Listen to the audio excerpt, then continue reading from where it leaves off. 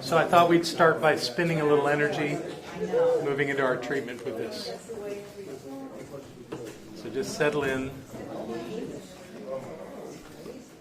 And here we go.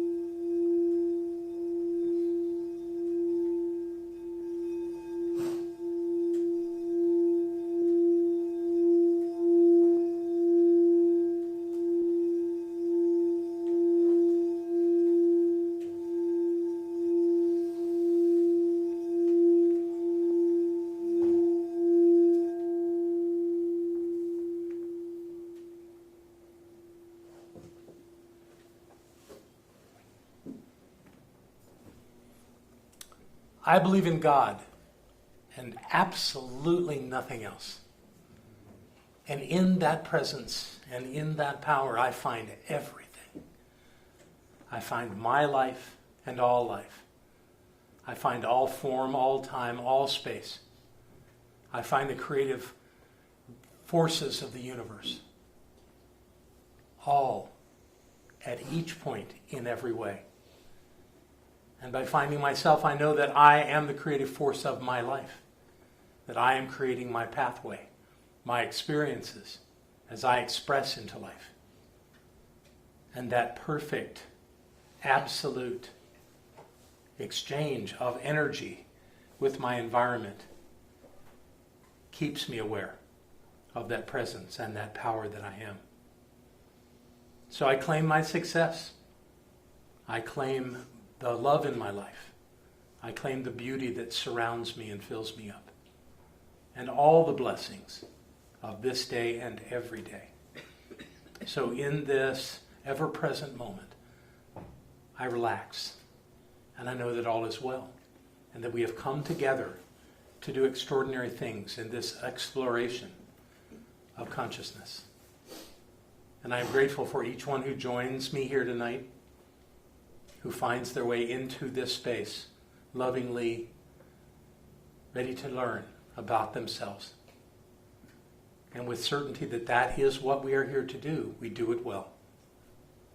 And all is well. And God is still all there is. That's the truth. And so it is. Thank you. Hi, everybody. Thank you for coming back.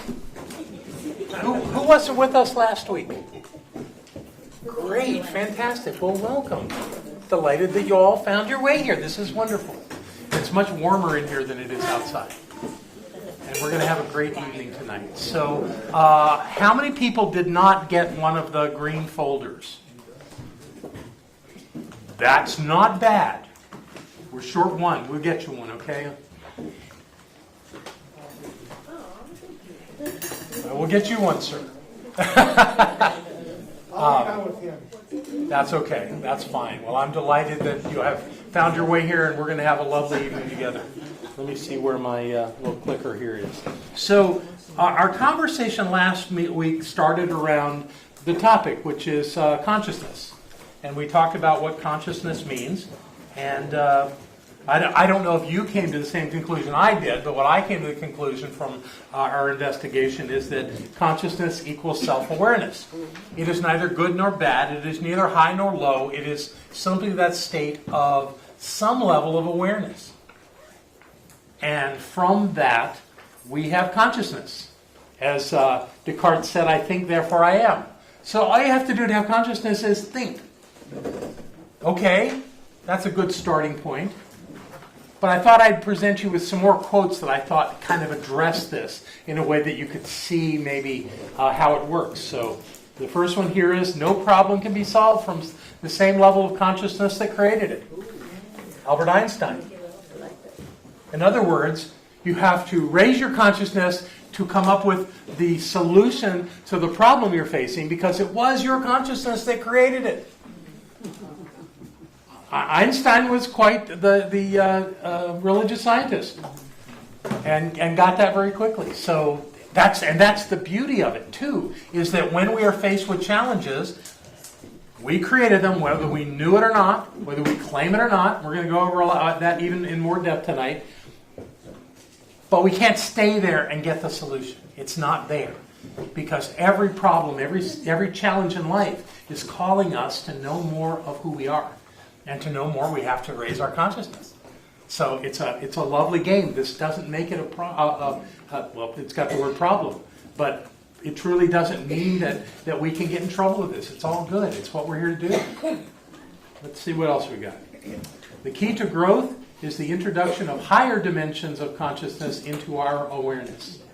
So when we seek to understand at a greater level who we are, we're raising our consciousness. Pretty simple, right? And then the one that just absolutely grabbed me and I had to give to you. Awakening is not changing who you are, but discarding who you are not. Isn't that powerful? That's Deepak. And I think he's spot on, because we come up with all these notions of who we are, and most of it's a lie. And then I'm not talking about some kind of an evilness. It's a lie because it's just not the highest truth for us. And the highest truth for us, we're still seeking, and we usually do that by letting go of things we've already decided to believe about ourselves. Because so much about ourselves is I can't, I shouldn't, I don't know how, and all those other things that create the limitations in our lives. So what we're trying to do is get away from that. It's so easy to go there because we're faced with some kind of dilemma that we've never faced before, and we think we don't know what to do. And if we think we don't know what to do, we're stuck in that place of not having a way out. And everything looks terrible, and everything looks hard, and everything is frustrating. But that's only because of the way we're looking at it. If, on the other hand, we would simply open up to the possibility that there's an answer, that there's a solution, that there is a pathway to some greater understanding, then we would find it. And we usually do. What I see people doing most of the time, though, is being hard on themselves and going the circuitous route to get there, and struggling, and still claiming that they don't know how to do it. And if they stick to that long enough, you'll go into abject failure. Someone will that sticks there. So that's what we're trying to change in our consciousness, is the idea that we don't know, and that we can't, and that it's not possible. Because something's impossible until someone does it. And that's been proven again and again and again. Every time an athlete breaks a record. Oh, that record will never get broken. But then it does. It's amazing. We're evolving, and we're evolving at all kind of levels in this world. And the point here that I really want to make with this is that it's always about our choice.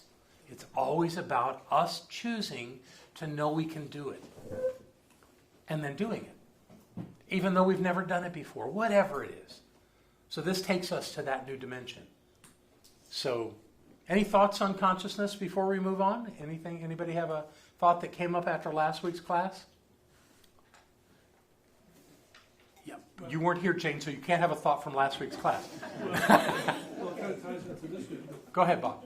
Descartes said, I think, therefore I am, which indicates a consciousness. But consciousness, you don't need to think to have consciousness. Well, maybe you don't have to think, but if you use that as a human way of looking at consciousness, I think, therefore I am, the question to that goes, but what are you thinking?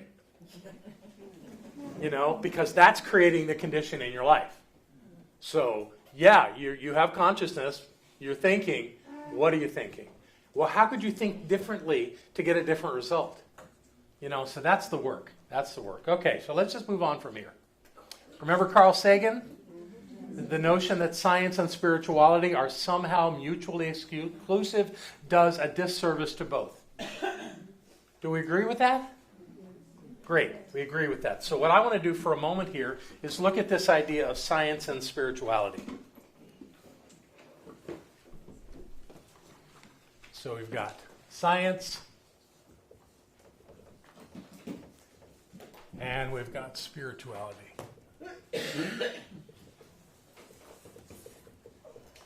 John, can you put the TV over? Or move to the left? Yeah, because I can't see the second column. Okay, if I move this over a bit, Chuck, can you get it on screen? Yes. All right, I get what you're saying. I don't know if I can come all the way over here for you. But you're going to hear everything that we're going to put up anyway, so let's not make this that I'm doing on the board that big a deal.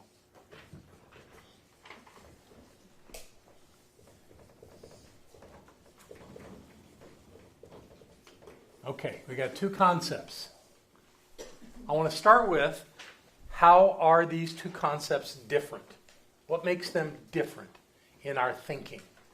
Something that is scientific or something that is spiritual. What makes them, what makes, so not just the difference, but one is one way and one is another way. So what do you got? Yes? Science's fact that is proven spirituality is false. You could say, you gave me a great word here. You could say that science is based in fact and spirituality is based in truth.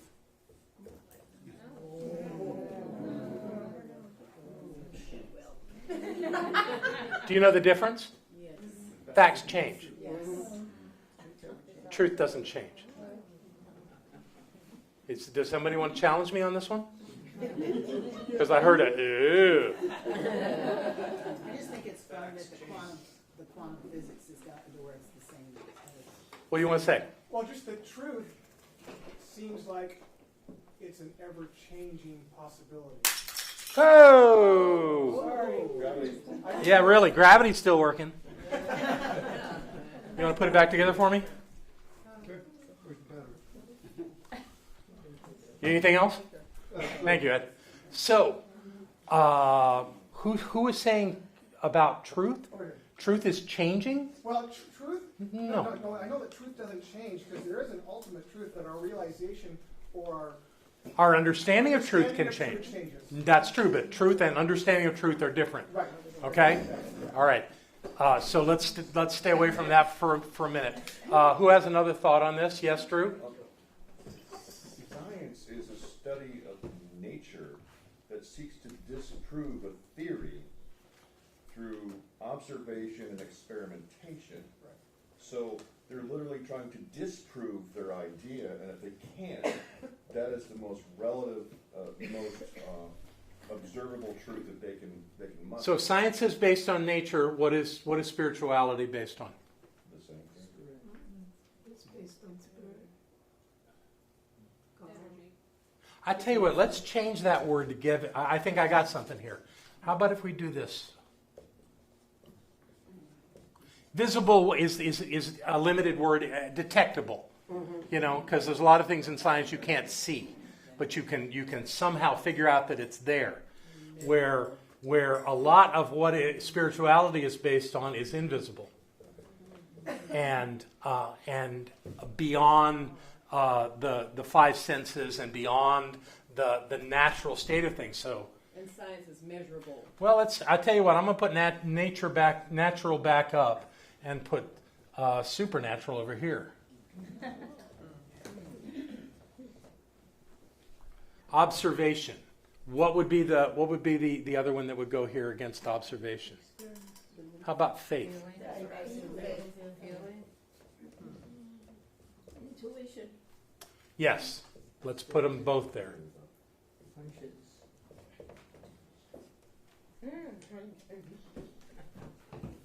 Okay, so we got a little start here. That's all I wanted to do is just get a little idea of how they really come from different starting points and different processes. So how are they the same? How are they the same? Yes, Sophia. Seem to explain the events going on around it. Okay, that's cool. We don't need a middle line if they're the same. Boy, am I dropping things tonight. Explanations. They explain things. That's great. What else you got? Both are experiential. Experiential. I like that.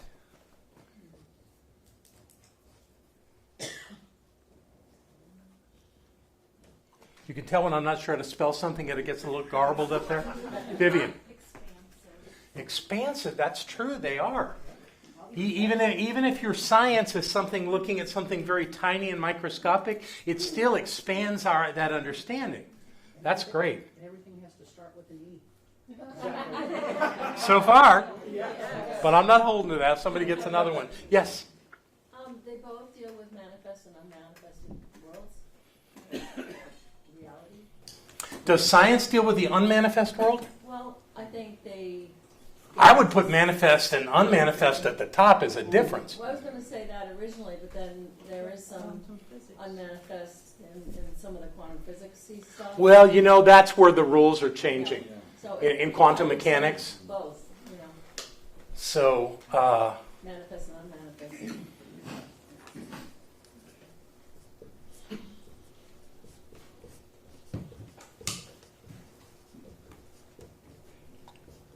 I think the thing I want to get out of this, that's coming to me as we're doing this, is the idea that both are disciplines, both have their rules and their understandings. They don't stand alone. If it's not like one is right and one is wrong. They're simply different perspectives, different ways to look at life, to look at the things that we observe in life. And so I don't think one of them, science, can cancel spirituality or the other way around. Yes, David Mark. It's analogous to the love and law. And on my model here, where would we put that? Because I don't. Does science talk about love? What's that? Does science talk? I guess if you get into the psychological sciences, you're talking about love. No, They call law. Science is law. Spirit is love. Well, that's interesting. Science is the way. Spirit is the why. People are questioning that. Leave it up there for now. It's not hurting anything. Because this isn't about having to get everything right. It's just about looking at this idea of science and spirituality. In your workbook, they do this jump from his statement here about science and spirituality to religion. Anybody have an issue with that? Yeah, I do too. Because I'm not sure that spirituality and religion are anywhere near the same thing. So switching words there just didn't work for me in the workbook. One of my thoughts that I'll be sharing with the creators of this curriculum.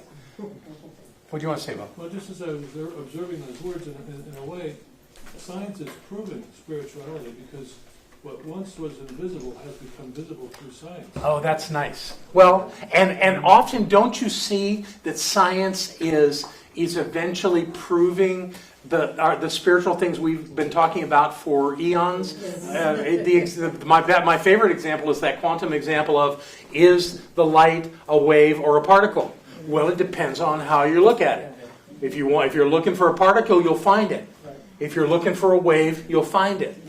So somehow the observer now is having an impact, which was denied by science for a long time. They said, no, you can observe something in nature and not impact it. And now they're going, wait a minute, you really can't.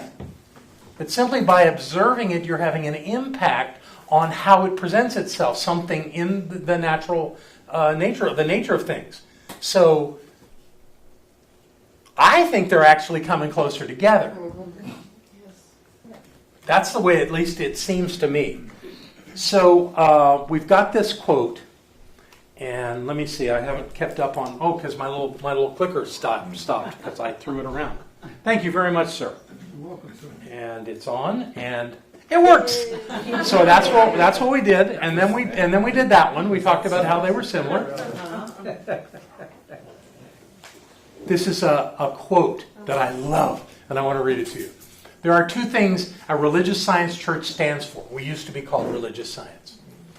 One is the recognition of the divine presence, which is a necessity which of a necessity must be personal to each one of us, since it is personalized in us. And 2, we are surrounded by a universal principle which responds to us as law. Beyond this, we have nothing else to sell. He actually said that at a church opening somewhere in Southern California. And it was recorded and put into chapter 6 of the Anatomy of Healing Prayer, which was a collection of his lessons that he taught. And of course, the last line is what always gets me, but the point is that he's saying there's only 2 things to do there. There's to recognize the presence of the divine, which is absolute, which is present everywhere and always, and that along with that is this universal principle, which he says responds to us as law, saying that that principle is law. And that being so, when you recognize the divine presence everywhere and always present, and a principle, a law, you've actually done the 2 parts of the circle.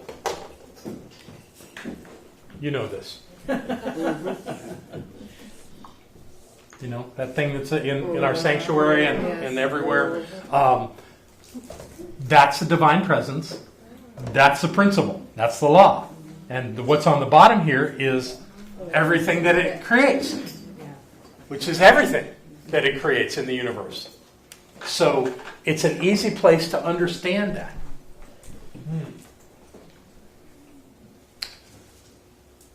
So we'll leave that right now and continue on from there. The next thing I want to talk about is on the next page, is on, I think, page 7 of your book.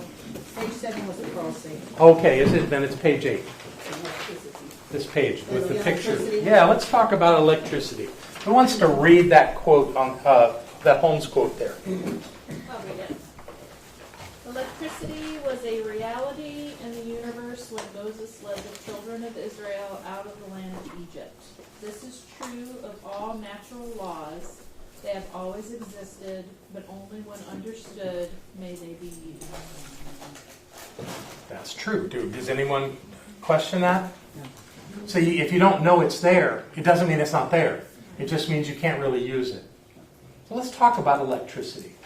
Who in the room can share a very understandable explanation of how electricity exists? Oh, it what? How it exists. I had a feeling. Understandable. So don't, yeah. Okay, Okay, we're going to get you to short, speak it on here. how it exists. Yeah, how it works, what it is.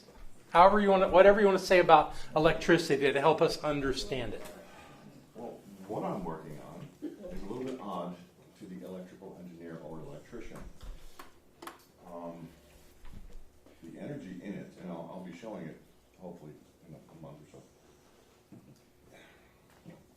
It dips into the ocean of energy that we swim in, breathe, and it's all around us. But it allows the dipping of that water analogy into something we can use to power a toaster.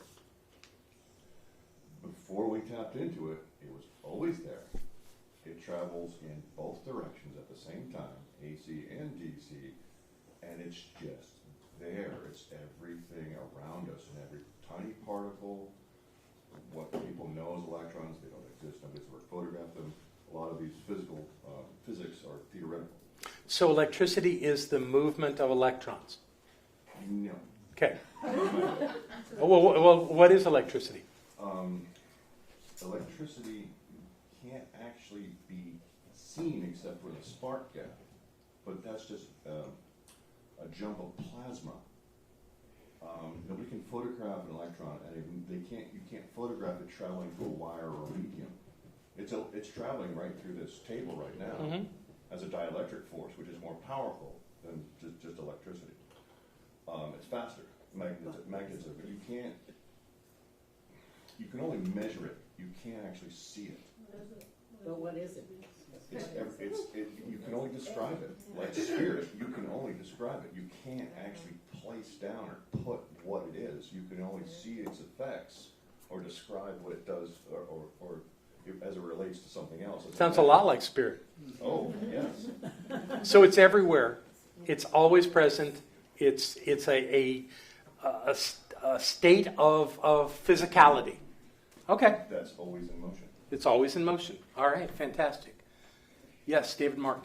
More in reference to Holmes' statement in terms of at least what the pictures here suggested.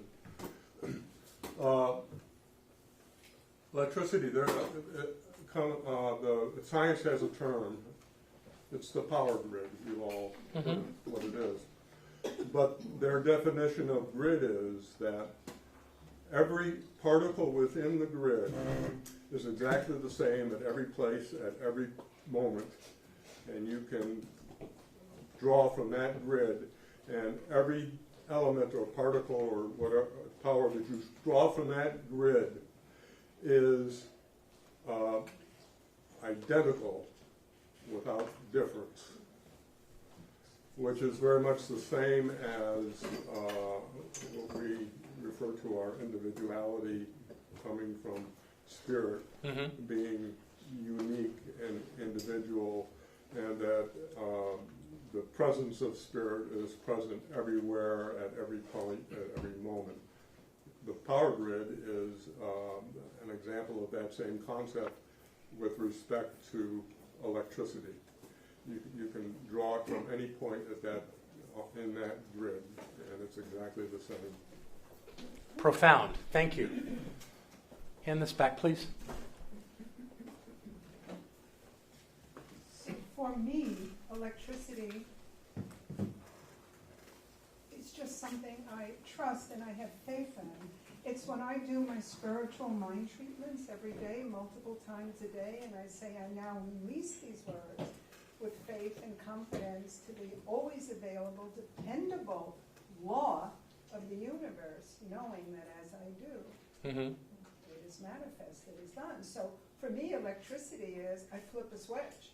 And it happens whether it's a toaster or a light or a TV or whatever it is. I don't have to know what it is. Exactly. That's kind of the point. We got some people who have some high-level ideas of the conceptuality of electricity. But they do the same thing you do. Right. They flip the switch. Flip the switch. Right. And I don't go through machinations. Should I flip it? Should I flip it now? Should I flip it? I just want light. I flip it. Right. And it's there. It's clear for me. Yeah, Good. That's actually what I wanted to come to there, is the idea that we still don't, as a species, know a lot about this. There are people that do. There are people that for their entire lifetime study these concepts of magnetism and electromagnetism and electricity and how it works. And that's people have PhDs in such things. And they go over and flip a switch just like the rest of us. So we don't have to know the depths of this understanding to use electricity. So, but we have to have a basic trust that it's there and that it'll work for us. just a knowing. Right, a knowing, yeah. I know it's there. I don't And that's what allows it to be useful in our lives. And that there are other people that know how to create great generators and know how to string wires, the right kind of wires for the right distance to get that to our buildings, or in the batteries that we have in our vehicles, or wherever else we use electricity, for us to have those conveniences. We don't have to know all that. We just have to know that we have to trust and believe that it's going to work for us. You have a thought, Karen? Yes, a while ago, I wanted to say both sides could have faith. And nobody, I thought people would think I was stupid, but you just said that they can be, because we have faith in the science and we also have faith in the spirituality. That's true. We do have faith in the work of science and in the work of spirituality. Some people more one than the other. Some people reject one because of the other, I think that's what Sagan was saying, is that's where it's unfortunate. Well, I think about my nephew that was going to school to be a breast cancer research scientist. He had to have faith when he went in there to do those experiments that something was going to happen. Well, something always is going to happen, that's for sure. Not always what you expect. But he had to have faith that something was gonna happen, that it wasn't gonna be neutral, something this way or One that way. thing I've heard about science from scientists is that the moment of revelation is not usually eureka, as I knew it would be. It's, that's funny. Oh my God. You know, but the outcome is that we have practical applications for the science that we have around us. We know that when men go into space, that the things that need to be created for that to work are often things that we can use down here on Earth. You know, sometimes we overplay it because NASA spent $250,000 to figure out how to have a pen that would write in space, non-gravity. The Russians just use a pencil.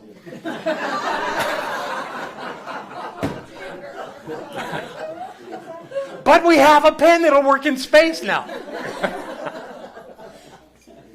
I think it's interesting because Holmes named the movement religious science.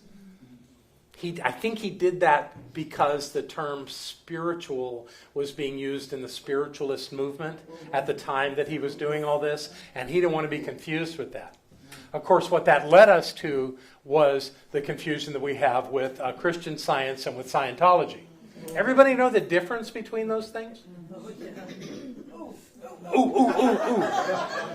I'm from Clearwater, Florida. I definitely know what Scientology is. Yeah, okay.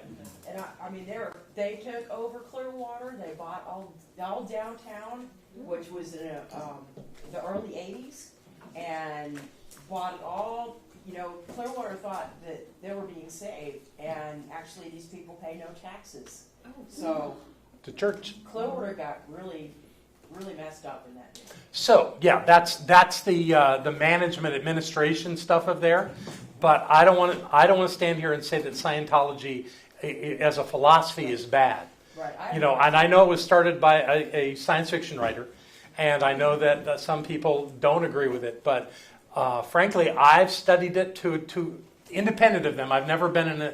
One time I stepped into a Church of Scientology to buy a book, but that's the only time I've done it, and I did that in Sydney, Australia.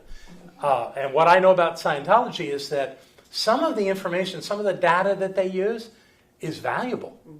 And one has to do with energy, that they understand that emotions are energy, and that all they are, it's the same energy. There aren't different energies.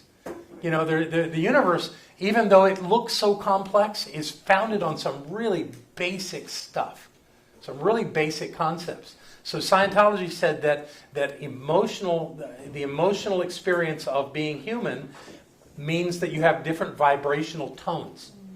So that there are heavy ones and there are light ones. And one thing that really helped me understand is that no emotion is bad. No emotion is negative. Because the true meaning of the words positive and negative are only about flow, about which way something's moving, you know, from one pole to another. It's not bad, yet we use the term negative as though it means bad.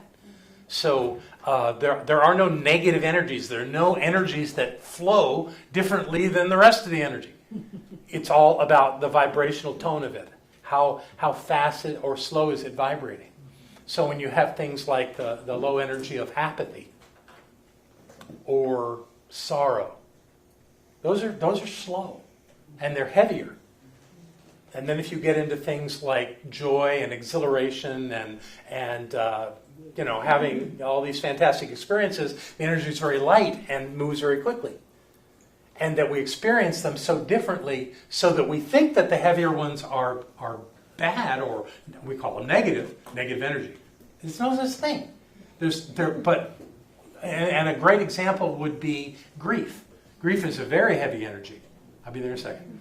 Grief is a very heavy energy, and the purpose of it is to fill the spot in you where you had all those feelings for that person or situation that's gone. So you miss someone or something, and you grieve it. And that fills that until you're ready to be okay. And it's okay to do that. So let's not ever call grief a negative or a bad energy. It can't be. You had a thought? Yeah, on the emotional scale, I've always referred to them as vibrations. Mm-hmm. Because vibrations, if you look at the vibrations of sound, the higher, the faster it goes is the higher it goes. Mhm. And the slower it goes, the lower it goes. Mhm. So that's, for me, Although, what makes it high? pitch. The higher the pitch, so the sound is on a scale, in there. and that's what they call it, a Yeah. tone scale. Yeah. Okay, I get it. Okay, but not bad or good. No. Yeah, just where it is. Yes. And while we're on that subject of tones and music and things, the dissonance of life, where we have those heavy energies in our lives, look what dissonance does in music. It makes it rich. So anyone that thinks they're going to live a life and not have some dissonance, not have some low energies, some heavy energies to work with in their life, isn't really experiencing much life. That's part of it. You know, and I'm not suggesting that we should go out and look for it and try to have a lot of it, because it takes extra work to use that energy, extra attention, but it still has great value. Okay, all right, so we got the idea of electricity and how it works. So that's something that we discover through the sciences, right? So is there something equal to it that we discover through our spirituality? Is there an energetic aspect to spirituality? There is. Joy. There is, right. In fact, all of our emotions tell us that.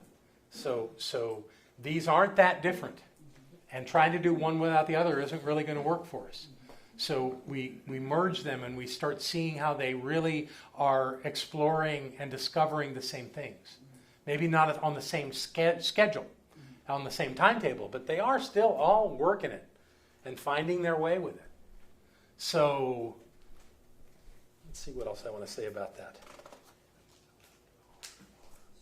Make sure we do everything. Okay.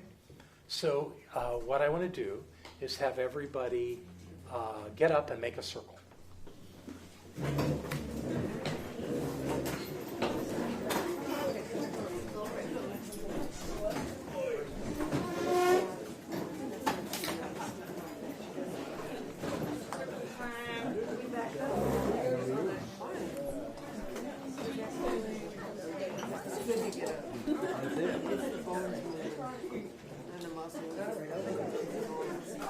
Okay, let me come on in here too.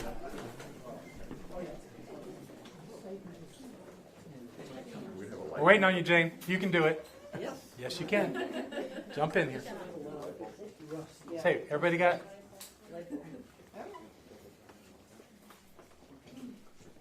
Wonderful. So we're in circle. Everybody's hands are held, right?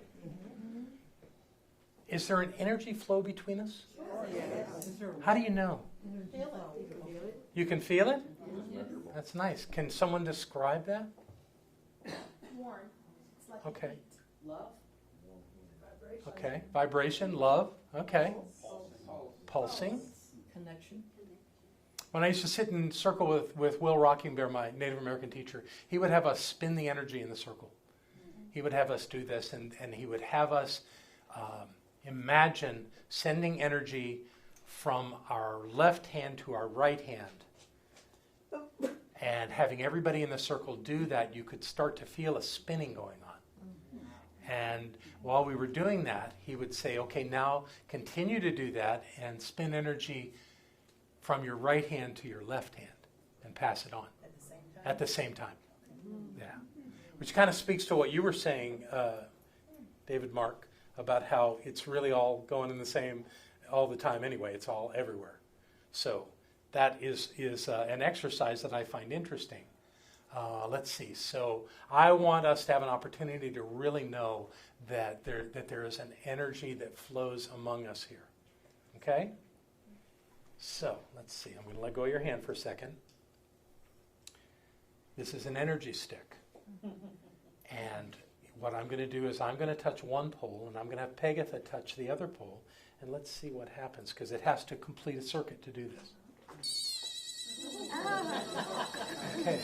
David and Shirley, I want you only in this room to release your connection over there. Okay, go back. Troy and Betty, you do it. Go ahead. We really are sharing energy here. What if we cross hands? Well, I'll tell you what, at this point, I want everybody to find a partner, sit back down, and discuss what just happened. All right?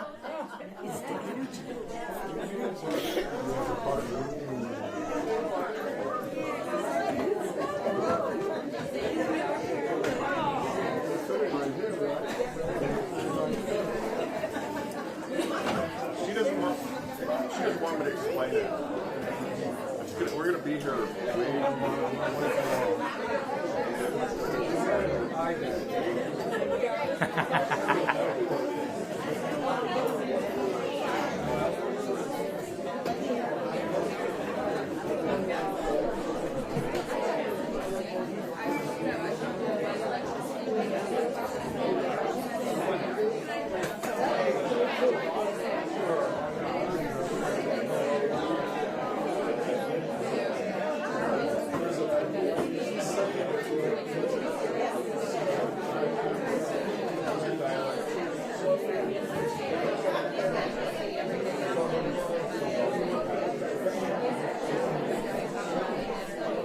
What you're discovering, what you're learning. Who wants to share something that's come up in your conversation about this? And then a miracle happens.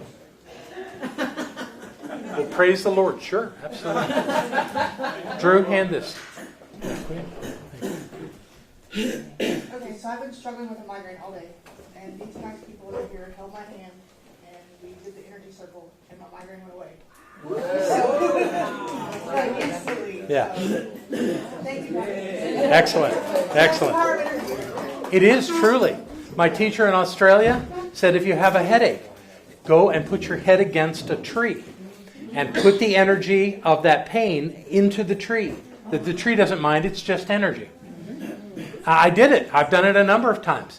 You just go and just put your head against a tree, and probably you could do it without the tree, but it gives you something to focus on. And you just absolutely identify what you're feeling, and you push it into the tree. Oh, that's amazing. And it works. I can't wait to try it. Yeah? Well, don't be looking for a headache. Thank you. That's beautiful. But that's different than knocking your head on it, right? Quite different, yes. Who else has a thought they'd like to share? All that talking, you must have something you want to share with us.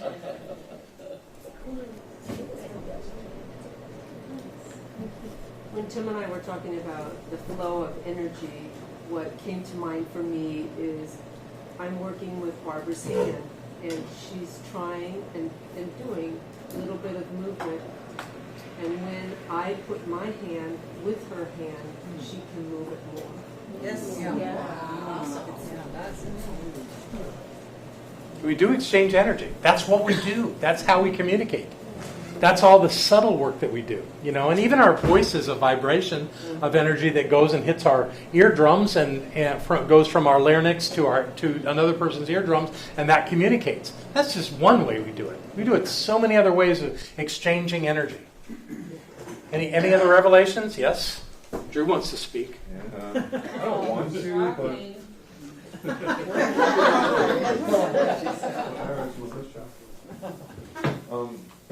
I was explaining to Amanda, because I explained to Amanda a lot.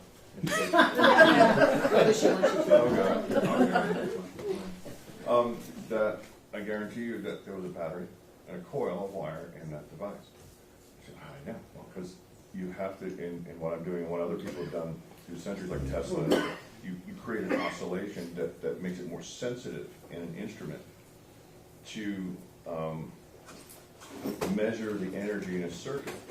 That's what we created. Mm-hmm. And it doesn't matter what form it is, because in these cables, if they're touching, there's dielectric energy being generated from us, the light and everything else.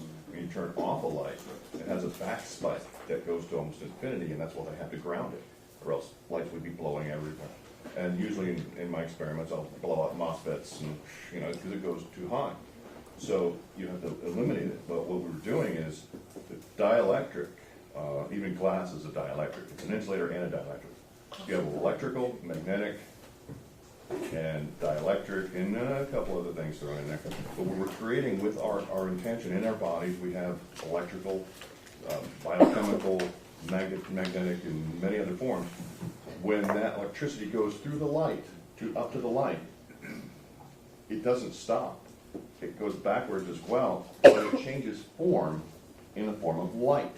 It doesn't go away. Right. Okay, so we were just creating a central circuit. Exactly. And that was picking it up because it was creating an oscillation and picking up our oscillation, our vibration, or frequency.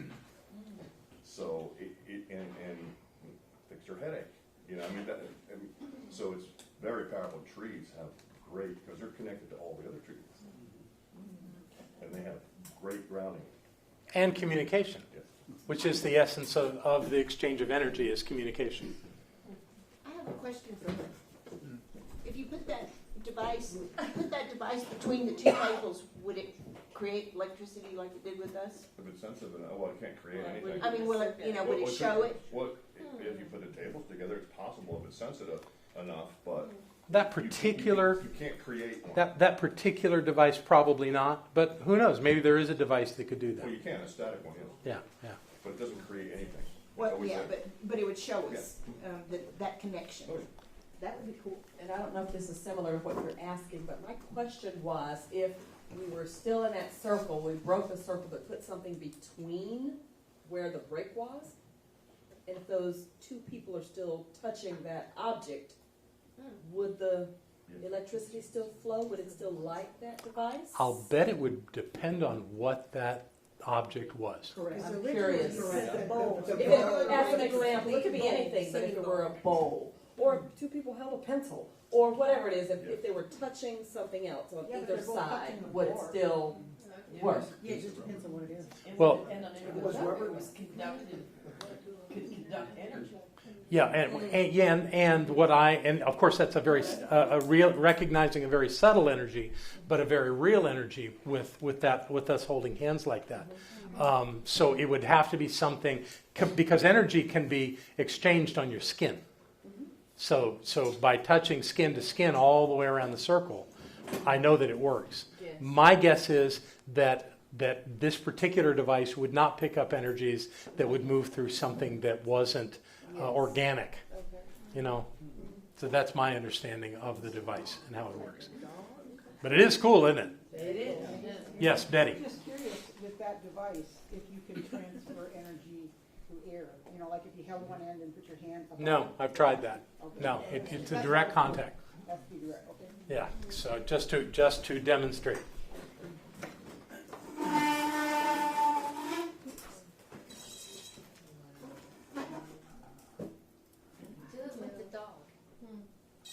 No, I'm not going to do that in class.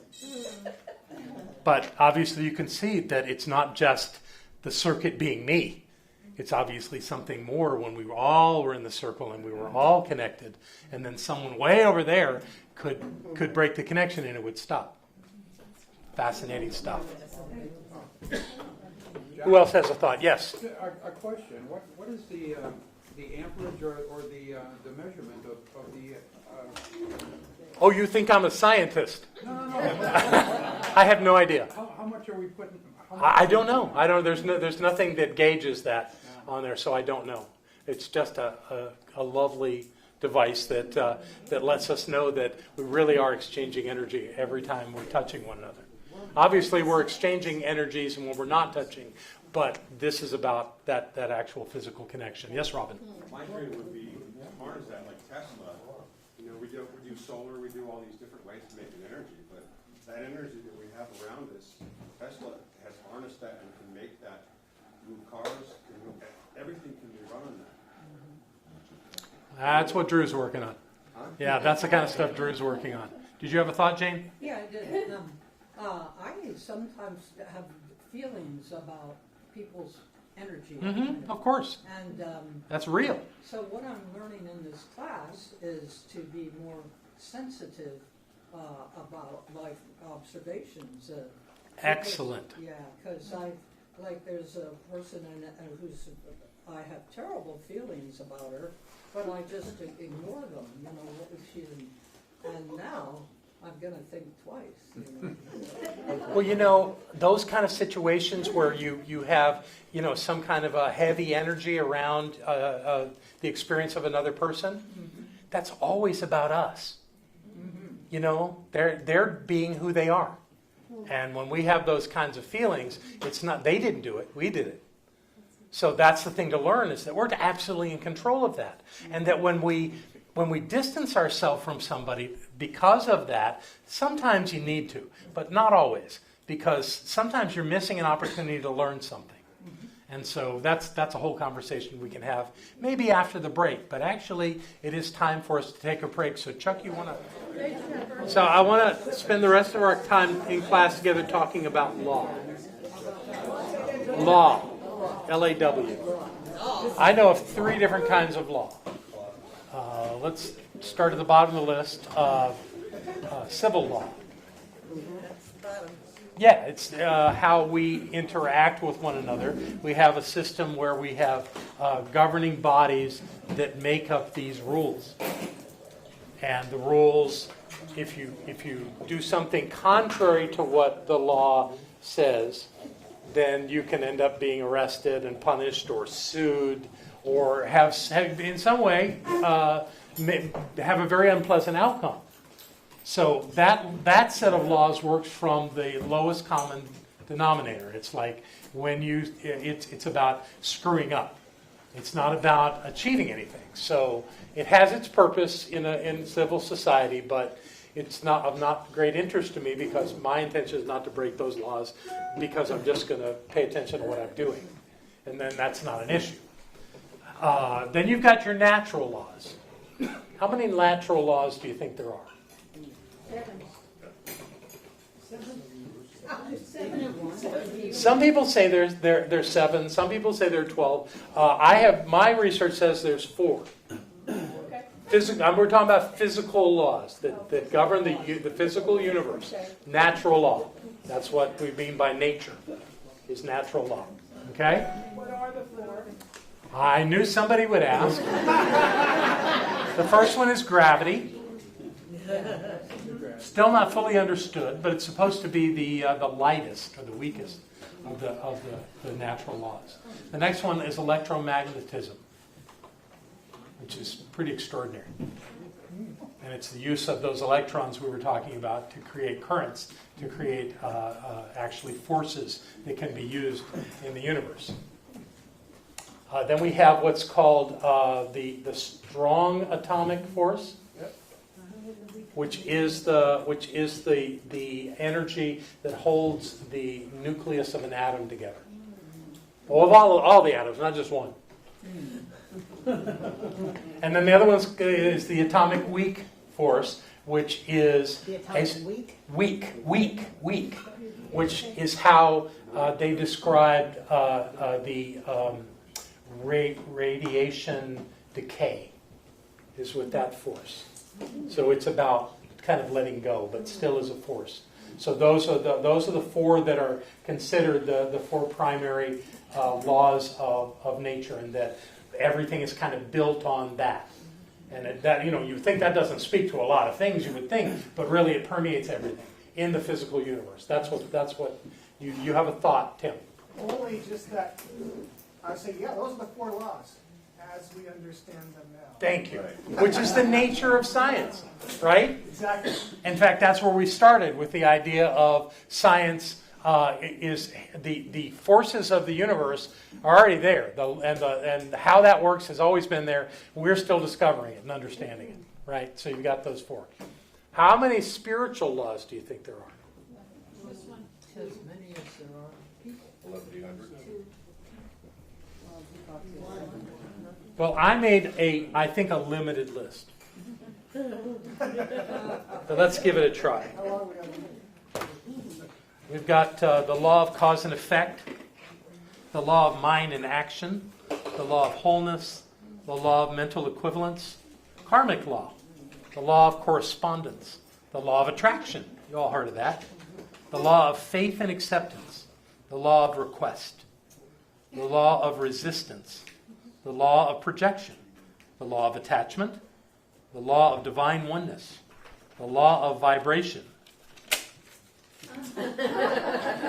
the law of inspired action, the law of perpetual transmutation of energy, the law of compensation, the law of relativity, the law of polarity, the law of rhythm, the law of gender.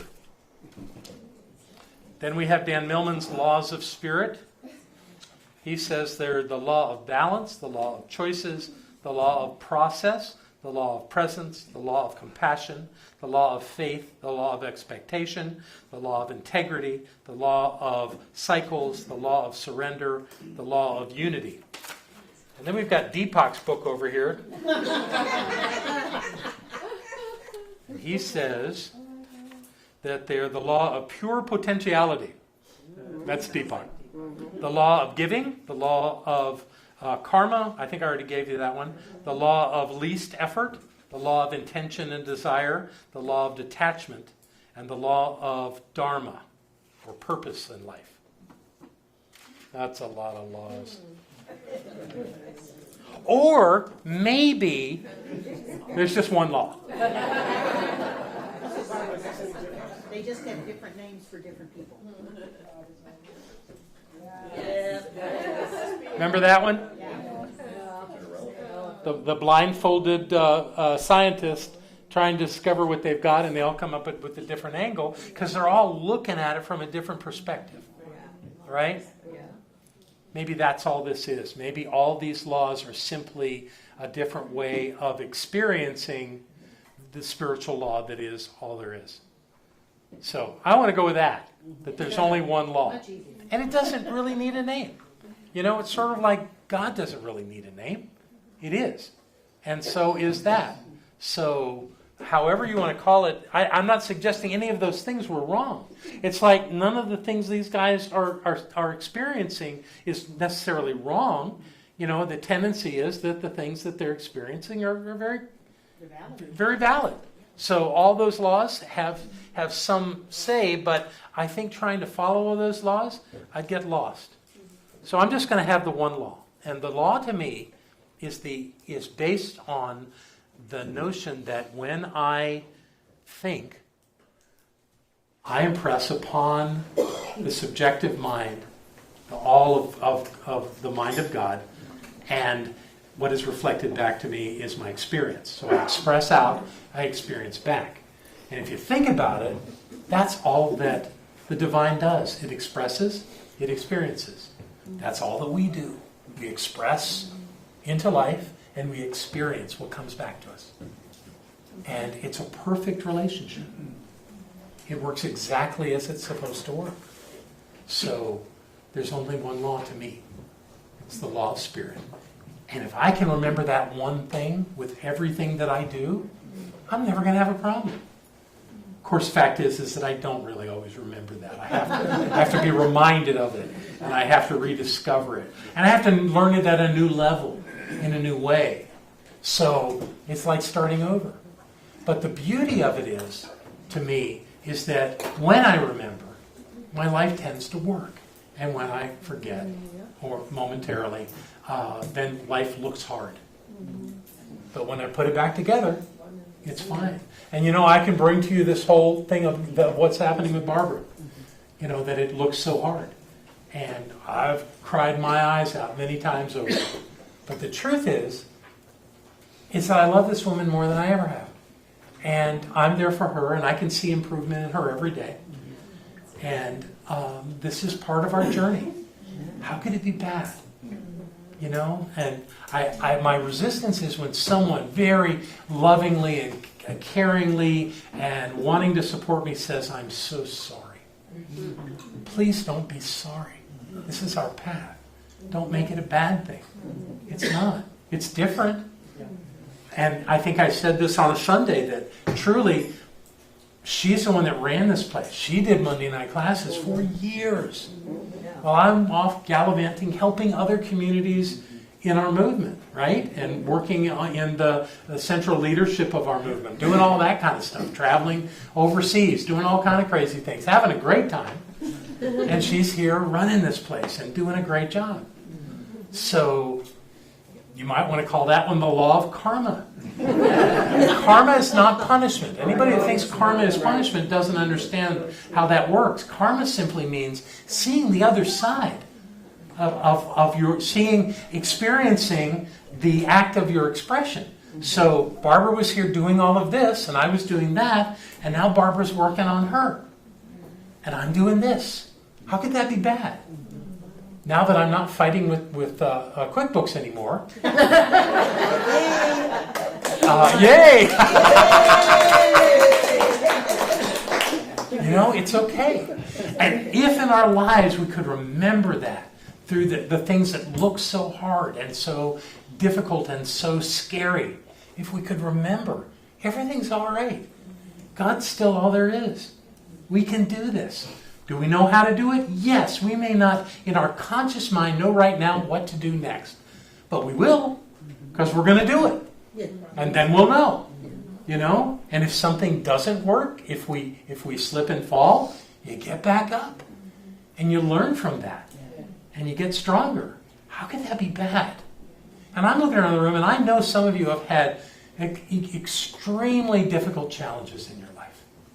You've lost people that you love. You've had people lie to you and steal from you and cheat you and do things like that. That's all a reflection of your consciousness, but that doesn't make you wrong. It just means that was what you were supposed to experience. And I'll bet in every case, if you're sitting in this room, if you're interested in this work, if this is the way you want to live your life, then you know already that you're a better person for having gone through that. That you're stronger, that you're clearer, that you have the life that is more that you want because of that. If there is no resistance, there's nothing to accomplish in all of it. They have that thing where they try to create a bubble and have an ecology inside of a sphere. Ecosphere, yeah. And what they found was that they put all these trees in it, and the trees would fall over. Why would the trees fall over? Because there was no wind for the tree to grow its roots stronger for it. So just the weight of the tree would have it fall over. That's why in the oceans, the currents and the waves and all are so important to the life forms there, because it makes them stronger. Yes, they have to push against it. They have to work it. But that's good, because that makes them who they are supposed to be. You see a bird coming out of a shell. It looks excruciating. And you just want to reach down there and help. And I did once. And it was so sad it didn't die. But its feet never opened up, and it had to walk on its feet like this. And every time I saw that chicken, it just broke my heart, and I knew that I did that. And not that the chicken was a victim of me, but I got the result that came from my getting in the way of something that was a struggle that needed to happen. The same thing is true with every caterpillar turning into a moth or a butterfly. It has to go through that process. And if you interrupt that process, you deny that being the right to experience the fullness of their expression. As much as that's true for a caterpillar, it's true for us. That if we're going to experience the fullness of our expression in life, we have to go through those hard times. It's not a bad thing. And if we can go through it more joyously, we'll get through it quicker, we'll get through it cleaner, we'll get through it in a way that we really got what we were to get from going through it. It's the most amazing thing, and I know most of you have heard this, but it's just worth saying again. There's words Barbara can't find right now. And she'll get that sentence started and the word won't come, and she'll work on it for a minute or so, and then she'll look at me and she'll say, I don't know, and she'll laugh. And when she did that at first, it would just crush me. It's like, I want to know what you want. I want to support you. I want to get it for you. I want to help you. I don't know. And she'd laugh. And God, could I live my life like that? Obviously, she's learned from this process of life and being who she's been and doing what she's done. And I have no doubt that she's coming back. And she's coming back joyously. So maybe we can all learn that from Barbara, that when we are faced with tragedy or challenge or struggle or something, to move through it joyously. And just let it be all right. And if we have the patience and the perseverance, we'll get through it, and we'll be better for it. Absolutely. Yeah. All right, where was I going to go from there? So we talked about the laws. I wanted to go back to this idea of communication for a minute, because I had a lovely visual to work with on that. Is there a page number we're on? Or? Not really. Okay. I don't think I got past page 9. No, you didn't. Yeah. So this is a 6-week class. We've got to save these pages. So I just for a minute wanted to talk about this idea. You know, in our sanctuary, we have those 7 bowls. And we on the stage, we have the 7 vases up there of the different colors. Those represent these chakras. That's what that's about. And to me, the what I've learned about the chakras, some people here don't like that. They prefer to call them energy centers, which is actually what my teacher called them when I was in Australia. But really what they are, if you don't know, they're portals. They're ways that we give and receive energy. And you can demonstrate it because they all have ranges of frequency that they can receive or emit. And when I was playing the heart bowl, the idea that my little heart bowl there, I was connecting with your heart chakra. And by doing that, it tends to open up. Especially when there's a sense that everything is safe and we're all together and it's all good, your chakras will open up and receive, and they will release energy, and they are a major way that we communicate with one another.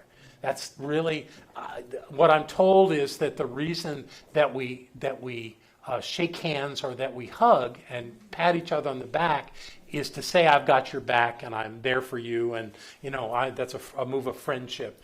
But truly, when you put body to body together, there's exchanges of energies that are so strong and clear.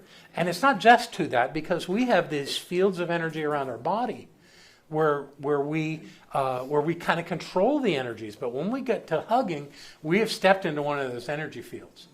In fact, you can do that. I've done it with dowsing rods. Divining rods, I forget what they're called, and with the idea that you can emit a sense of love to one another, and although love is an absolute, there are those energies that we relate to love which are vibrating energy that we receive, and when we do, we tend to open up our energy fields to one another, so that this whole room would become one big energy field with us. And the power of that is that we are in clear communication with one another when we connect that way. So we use these things to connect for different things, for different reasons, but they are powerful tools in our lives. So being aware of those 7 points in our body is a very powerful tool for communicating with other people. It's not about words. Words are the least of it. It's about actually creating a trusting, loving connection with another person, and you can do it with anybody. My teacher, when I first met him in Sydney, Australia, I was at a lecture my very first night, and he was looking for a volunteer, and I ended up being coerced into going up there. And it was kind of cool because we just stood in front of each other, and he took me through a series of things where he said, be aware of the space around your body, be aware of the energy that's in that space around your body. And be aware of the space around my body, because he stood there next to me. And he said, be aware of what energy that you experience there. And then he said, now merge those 2 fields of energy into one. And I'm just looking at him. I'm just staring into his eyes. And he said, where do you feel it? And there was no question. I felt it right here. I felt that safety and connection, and it was a glorious feeling. And he said, that's feeling love. That's feeling a sense of love with another person. You don't have to wait and do that with someone that you're going to marry and spend the rest of your life with. You can do it with anybody. And that we do it all, when we come to a place like this, we do it all the time. I mean, how many of you have found a friend since you came to this center? That's what we do. We create these intimate connections that change our lives. People that we'll know for the rest of our lives and love till our last breath. Because we came to a place like this and we communicated at that high level. Because we We're looking for that. That's essential. We think that, we feed our bodies with food and drink, but truly we feed our minds and our spirit with those energetic experiences of one another. And it's really not about promises or guarantees or anything of the sort. It's just about experiencing another person in an intimate way. And intimate doesn't mean sex. It means being vulnerable, being honest, being truthful, being present for someone else. And how wonderful that is when we can do that. So yay, it's good that we do this work. The one other thing that I wanted to share with you tonight, because as we continue this work, I think this is going to help us look at this, are the four, what I call the 4 pillars of life. Some of you have been in class with me and you've heard this before, but it's worth mentioning. And I don't have graphics for it tonight, but I want to go through it. And if you want to write this down, I think it could be helpful on down in the later classes. So in my research, what I have discovered that everything that we as human beings do fall into 4 categories. Sometimes they fall into more than one of those categories, but there aren't any other categories. There's only 4. That everything that we focus on, everything that we express, and everything that we experience is in these 4 categories, and they're real simple. The first one is health. Yeah. Because it's our job to take care of our bodies. It's our job to be responsible for the well-being of our bodies. We all do that in different ways, and I'm not suggesting anybody's wrong about it, but that is our responsibility, take care of our bodies. And that's all kinds of bodies, all kinds of lifestyles, all kinds of stuff. But the point is that it's on us to figure that out. And I talked about Barbara's situation and the fact that she knew she had high blood pressure. And she had tried several blood pressure medicines to try to correct that. But what her body had the intelligence to do, because of the occluded a carotid artery in her neck, occluded means completely blocked.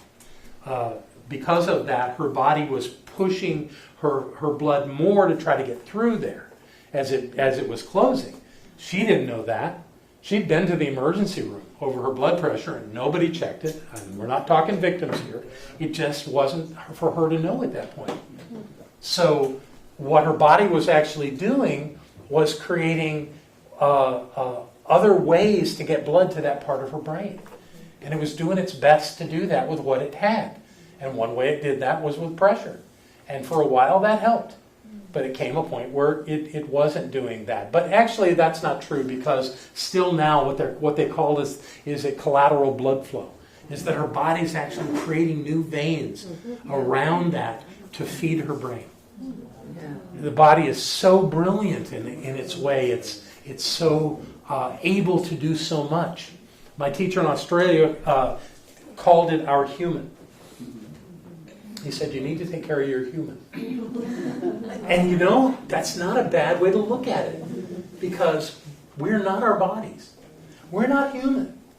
We're having a human experience. We've come and we've picked up these bodies. I think it's Ron Doss that says that your body's like a spacesuit. I'm not quite on board with that, because I don't think that we are something inside our bodies. It was, let me think if I can get his name. The microbiologist that wrote about Bruce Lipton. Bruce Lipton explained that every cell in our body has these little crystalline antennas on them. That most of them are the highest presence of those little crystal antennas are in the hypothalamus in the brain. But every cell has it. So every cell has the ability to receive a signal, a frequency signal. From where, you might ask? We don't know. But the signals that you're receiving and the signal and whatever is being emitted from those cells, we are experiencing, because we are not physical beings. We are non-physical beings, and we pick up these bodies so that we can experience this wonderful physical universe. I mean, it's a sweet deal. Because I think what that says to me is if you're not connected to a body, if you don't have a frequency connection to a body, then you're not experiencing the physical universe. And it seems to me from the understanding that I have that this divine presence that is at the beginning of whatever beginning there was to the universe, however that happened, there must have been, there had to be a way for that presence to experience itself. So it created the universe so it could experience itself. So it could have interaction only with itself because that's all there is. So that's what we're doing. We are aspects of that divine presence experiencing our physicality so that we can have experiences, so that we can have thoughts, so that we can experience life and have exchanges with other beings who are the same spiritual being, the one presence, and this so that we can interact and have this joyous, lovely thing called life. What a great way to do it. But maybe not from within our bodies. Maybe it's some other kind of a connection. What do you got, Ophelia? One of my favorite movies in high school and up was K-Pax. Mm-hmm. But it was written by a scientist, one of my... A movie, K-Pax? K-Pax, K-P-A-X. Okay. And Kevin Spacey is, but playing a man who believes, all I'm going to say is a man who believes that he is an alien from another planet, but he has incredible information on galaxies that the top scientists don't have, kind of thing. Right. So this psychiatrist is working with him, trying to figure out, interviewing him. That's the whole story. It's basically just interviewing this person who says he's from another planet. But he asks him, if you're from another planet, why do you look like a human? And he said, why is he so bubble round? Because it's the most perfect way to travel in that environment. Right. For me to be here. To be on planet Earth, being human really works. Yeah. Having a connection with a human body, absolutely. And that takes you to all kind of places. I mean, we talked about attached spirits and the fact that other beings can try to invade a body just for the experience of it because they don't have one. So who knows how all that works, but there's all kinds of possibilities around that. The point that I bring this up with goes back to health.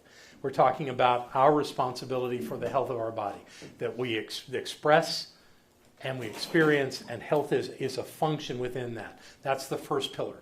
The second pillar is wealth. We live in a physical universe that has extraordinary resources and richness. So I don't limit that at all to money. The wealth of life is expansive. How much can you experience? How much of life can you have revealed through your life? That kind of richness. Now, that includes money, and I think, I like money. I have no problem with money. But it's not, I don't want to limit the idea of wealth to just cash. It's really about living a rich, full life. That would be one of those pillars. The third pillar is relationships. And of course, the first relationship is with yourself. And when you start understanding that you're a non-physical being and that you have this physical body, there is a relationship there.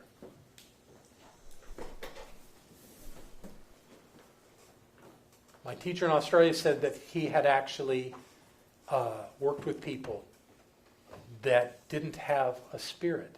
They only had a human. That the spirit had left. I know. Isn't that interesting? I know. It was just that maybe that spirit was hiding and not relating to him is more likely. But Are these living people? they were at the time, but this was 30 years ago when I did this work. So that's the first relationship was with self. The second one, the next part of that, of course, is relationships on an intimate level with another person, or if you're what's that called? Multi. Yeah, that's it. Thank you. That can be that way. Polyamorous. That's the word. You can play that way, or however you do it. But there's that level of intimacy, and then there's levels of friendship and acquaintance, and right on down the line as to how you relate to the person who's bagging your groceries, or washing your car, or delivering something.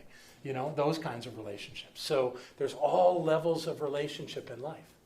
And then you can have other kinds of relationships. Golly, I was actually listening to an NPR report that was talking about how some people who work in robotics are getting emotionally attached to their robots.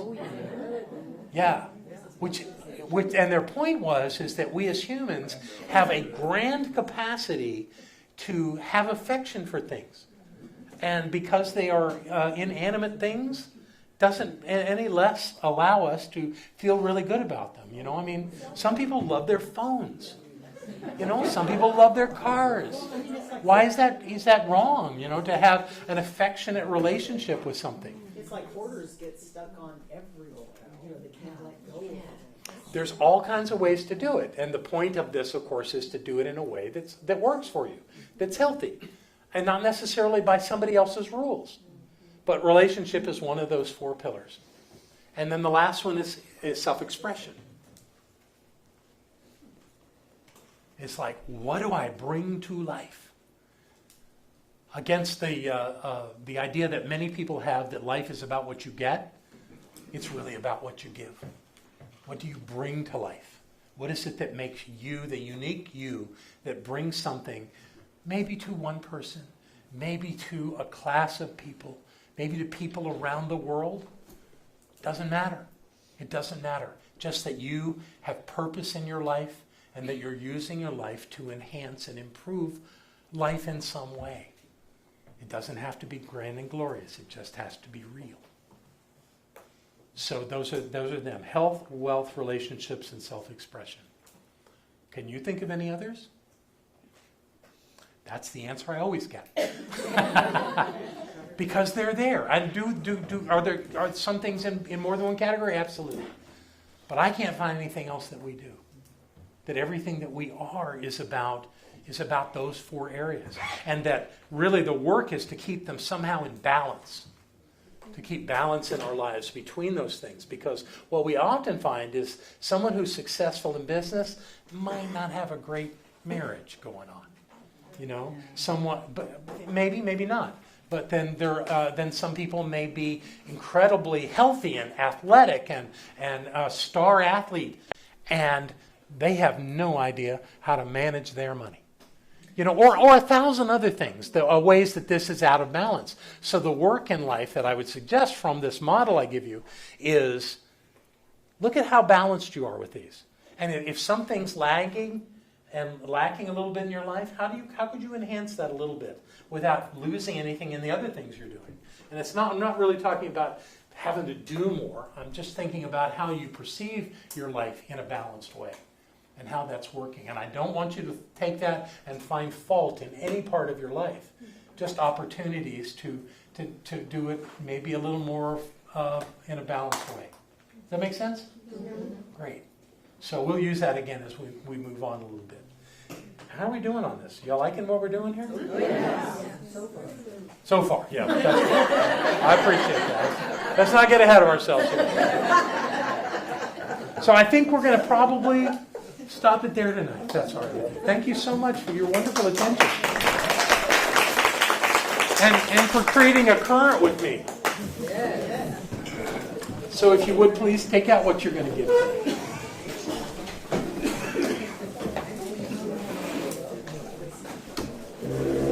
And if you like the idea, hold it close to your heart. And we'll bless this. It's all one heart, really. So what I know is that God keeps showing up. Showing up in my life, showing up in everyone here's life, showing up and revealing itself through us with all that we think, say, and do. And I know when we come to a place like this and we think about what it is that works in our lives, when we think about the structure of our lives, when we think about this thing called spirituality and how we can use it to enhance our life experience, that things get better, that things get sweeter, and that our connections grow stronger.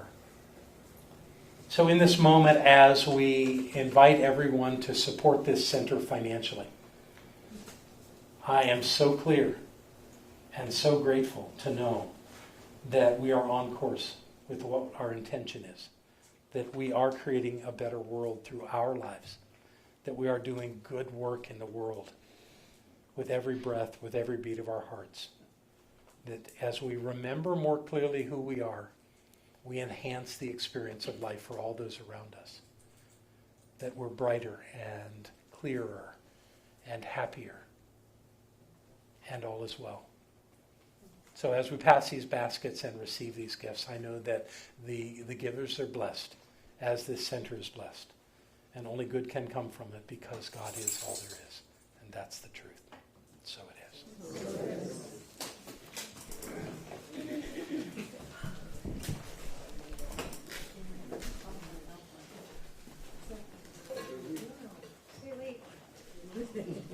It's going to come back to me. Thank you.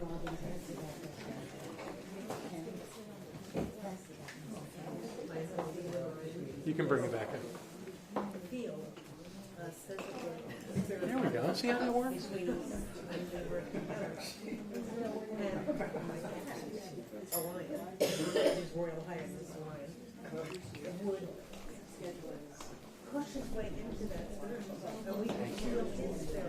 Did everybody get to touch the baskets? So we've been talking tonight about energy. A blessing is an exchange of energy. It's a high level exchange of energy. So I want to bless these gifts. And in extension to that, I bless each one here. This work that we do is extremely important. I have heard, even in the past week, people say that this place saved my life. And we don't really know out there in the world who is watching this video and who is having that experience of feeling that they're receiving what they need to sustain their lives. This is no small matter. This is essential to the good work that we do in the world as individuals and as a collective community. And these gifts help make that happen. So I bless them. I know that they do their good work. And this center continues to prosper, to grow, and to touch the lives and hearts of people around the world who seek to know this truth. So we are the blessing. We are the blessing as we speak our word, as we support this center financially, and as we own this center and make it ours to do what it has come to do and to be what it has come to be. A place of peace, a beacon of light, a tower of strength, and a fountain of wisdom for all who seek to know the truth. That is who we are, and I am grateful, and so it is. Hi, I'm Barbara Waterhouse. And I'm John Waterhouse. Thank you for watching this message today. Through our website, cslasheville.org, we have over 1,000 messages, classes, and New Thought books, all to download at no charge to anyone.